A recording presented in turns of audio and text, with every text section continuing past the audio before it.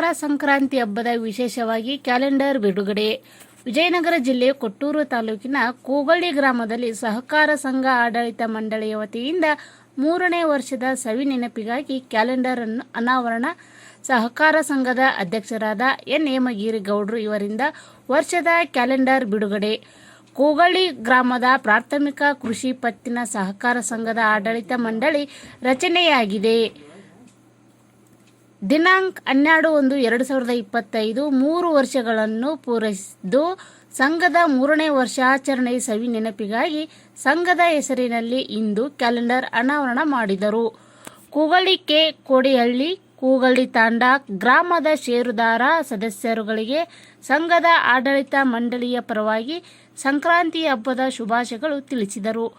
ಈ ಸಂದರ್ಭದಲ್ಲಿ ನಿರ್ದೇಶಕರಾದ ಎಂ. ಬಸವರಾಜ್, ಕೆ. ಚಂದ್ರಪ್ಪ, ಕಾರ್ಯದರ್ಶಿ ವಿ. ರವಿ, ಸಂಘದ ಷೇರುದಾರ ಸದಸ್ಯರಾದ G. Kotreshappa, S. M.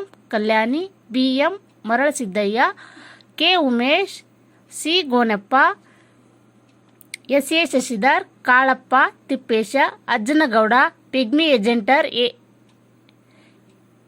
T. M. Mahesh ಮುಂತಾದವರು ಉಪಸ್ಥಿತರಿದ್ದರು. ವರದಿಗಾರರು ಪ್ರಕಾಶ್ ಟಿ. ಎಂ.